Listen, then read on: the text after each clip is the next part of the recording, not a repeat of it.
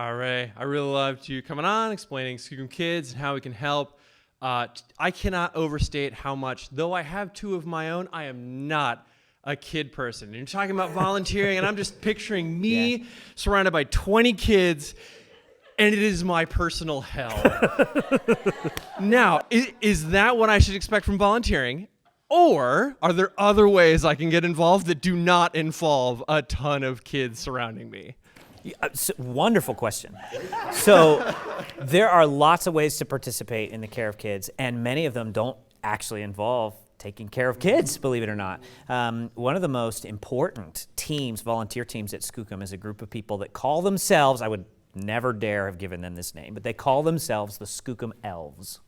Right? Okay. Yeah. That's what they call themselves. That's cute. And they do all the things, one of our programs is called Skookum House, and they do all the things at Skookum House that make it work, except taking care of the kids. They do the laundry, the cooking, the shopping, the meal prep, everything. And Elves is a great name for them because, you know, you can tell they've been there because I'll leave, you know, the house late at night, and it will be, you know, it'll be like there's been kids there all day. It'll be a little chaotic and messy, and I'll feel kind of guilty about leaving a mess.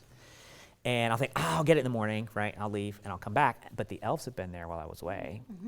And the house is pristine and there's fresh baked brownies on the counter.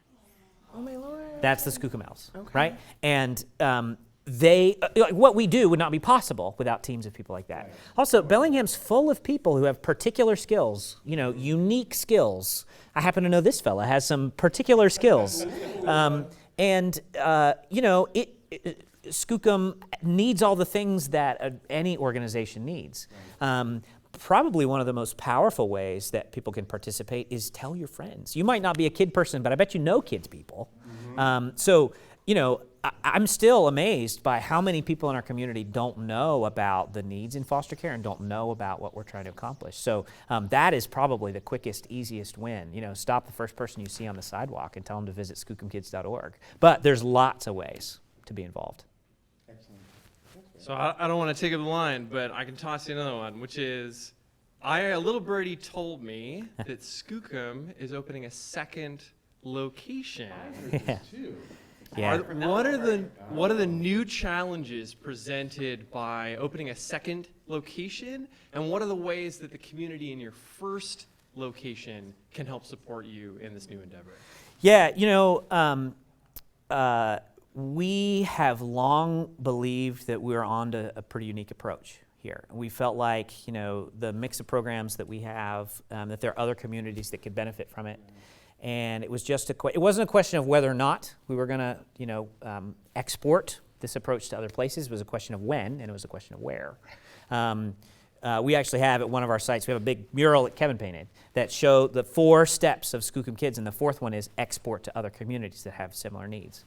And, you know, this year I was doing some, just a little bit of reading about the state of child welfare, kind of comparing county to county. And a couple of things really popped off the page at me about Yakima County. And I saw some really profound similarities between the situation in foster care in Whatcom when we got started and in Yakima today. And so I thought, who do I know that lives in the valley?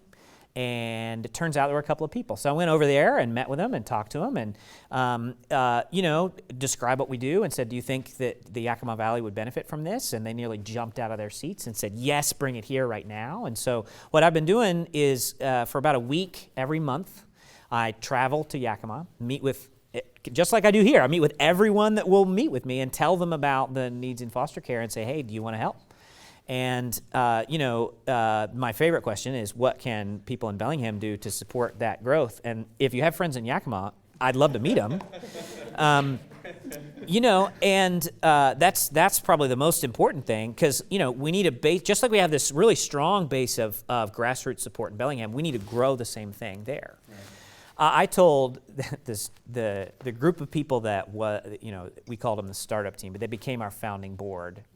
When we got serious about starting Skookum, I told them that until Skookum House is open, I won't cut my hair, right? And 11 months later, with hair to my shoulders, I was in the barber chair, and the first group of kids arrived at Skookum House later that day. I may have said something similar 2 months ago to the startup team in Yakima, and that might be why I'm getting a little overgrown. So, I'm in a hurry now.